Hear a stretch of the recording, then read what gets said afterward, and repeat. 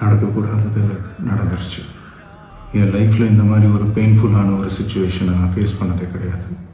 என்னென்ன மக்கள் பார்க்க வராங்க, அதுக்கு ஒரே ஒரு காரணம் தான். ஆனால் மனுஷன் தானே. அந்த நேரத்தில் அத்தனை பேர் பாதிக்கப்பட்டு இருக்கும்போது எப்படி அந்த ஊரை விட்டுட்டு என்னால் கிளம்பி வர முடியும்? பதட்டமான சுச்சுவேஷன்ஸ், வேறு சில அசம்பாவிதங்கள், அந்த மாதிரி எதுவும் நடந்துடக்கூடாதுன்றதுக்காக தான் நான் அவாய்ட் பண்ணேன். சிஎம் சார், உங்களுக்கு ஏதாவது இந்த பழி வாங்கணும் அப்படின்ற எண்ணம் ஏதாவது இருந்துச்சுன்னா என்ன வேணாலும் பண்ணுங்க.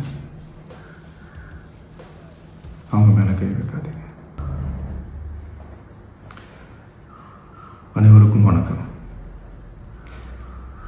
என் லைஃப்பில் இந்த மாதிரி ஒரு பெயின்ஃபுல்லான ஒரு சுச்சுவேஷனை நான் ஃபேஸ் பண்ணதே கிடையாது. மனசு முழுக்க வலி மட்டும்தான். இந்த சுற்றுப்பயணத்தில் என்னென்ன மக்கள் பார்க்க வராங்க, அதுக்கு ஒரே ஒரு காரணம் தான். அவங்க என் மேலே வச்சிருக்கிற அன்பும் பாசம். அந்த அன்புக்கும் பாசத்துக்கும் நான் எப்பவும் கடமைப்பட்டிருக்கிறேன்.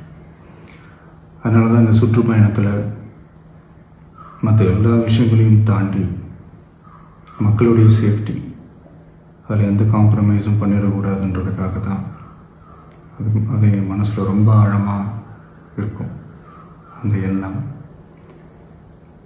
அதனால தான் இந்த அரசியல் காரணங்கள் எல்லாத்தையும் தவிர்த்துட்டு ஒதுக்கி வச்சுட்டு மக்களுடைய சேஃப்டி மட்டும் மைண்டில் வச்சுக்கிட்டு அதுக்கான இடங்களை சூஸ் பண்ணுறது, அதுக்கான இடங்களை பார்த்து பெர்மிஷன் கேட்குறது, போலீஸ் டிபார்ட்மெண்ட்டில் அதை ரிக்வெஸ்ட் பண்ணி கேட்போம். ஆனால் நடக்கக்கூடாதது நடந்துருச்சு.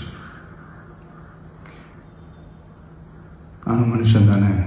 அந்த நேரத்தில் அத்தனை பேர் பாதிக்கப்பட்டு இருக்கும்போது எப்படி அந்த ஊரை விட்டுட்டு என்னால் கிளம்பி வர முடியும்? நான் திரும்ப அங்கே போகணும்னு இருந்துச்சுன்னா அதை ஒரு காரணம் காட்டி அங்கே வேறு சில பதட்டமான சுச்சுவேஷன்ஸ், வேறு சில அசம்பாவிதங்கள், அந்த மாதிரி எதுவும் நடந்துடக்கூடாதுன்றதுக்காக தான் நான் அவாய்ட் பண்ணேன். இந்த நேரத்தில் சொந்தங்களை இழந்து தவிக்கிற அத்தனை குடும்பங்களுக்கும் என்னுடைய ஆழ்ந்த இரங்கலை தெரிவிச்சுக்கிறேன். எனக்கு தெரியும், என்ன சொன்னாலும் இது ஈடேயாகாதுன்னு எனக்கு தெரியும்.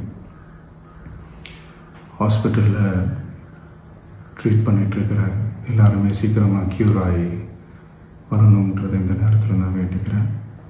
கூடிய சீக்கிரமே உங்கள் எல்லாரையும் நான் சந்திக்கிறேன். இந்த நேரத்தில் எங்களுடைய வலிகளை, எங்களுடைய நிலைமையை புரிஞ்சுக்கிட்டு எங்களுக்காக பேசின அரசியல் கட்சிகளை சார்ந்த நண்பர்கள், தலைவர்கள் அனைவருக்கும் என்னுடைய நன்றியை தெரிவிச்சுக்கிறேன். கிட்டத்தட்ட ஒரு 5 மாவட்டத்துக்கு பிரச்சாரத்துக்கு போனோம். இந்த மாதிரி எதுவுமே நடக்கல. ஆனால் கரூரில் மட்டும் ஏன் எப்படி நடக்குது? எப்படி நடக்குது? மக்களுக்கு எல்லா உண்மையும் தெரியும். மக்கள் எல்லாத்தையும் பார்த்துக்கிட்டு இருக்கிறாங்க. கரூரை சேர்ந்த அந்த மக்கள் அந்த உண்மையெல்லாம் வெளியில் சொல்லும்போது எனக்கு கடவுளே நேரில் வந்து இறங்கி அந்த உண்மைகள்லாம் சொல்கிற மாதிரி எனக்கு தோணுச்சு. சீக்கிரமே எல்லா உண்மைகளும் வெளியில் வரும்.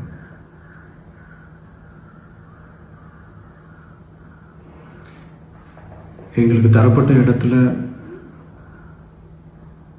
நாங்கள் போய் அந்த ஸ்பாட்டில் நின்று நாங்கள் பேசிட்டோம். அதை தாண்டி எந்த தவறும் எங்கள் சைடில் நாங்கள் எதுவுமே செய்யலை. பட் இருந்தாலும் எங்கள் கட்சியை சேர்ந்த நிர்வாகிகள், தோழர்கள் மேலே எஃப்ஐஆர், அது மட்டும் இல்லை சோஷியல் மீடியாவை சேர்ந்த நண்பர்கள், தோழர்கள், அவங்க மேலே எஃப்ஐஆர்லாம் போட்டு இப்போ பிடிச்சிக்கிட்டு இருக்கிறாங்க.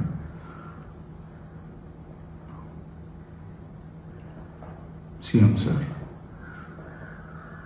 உங்களுக்கு ஏதாவது இந்த பழி வாங்கணும் அப்படின்ற எண்ணம் ஏதாவது இருந்துச்சுன்னா என்ன வேணாலும் பண்ணுங்க.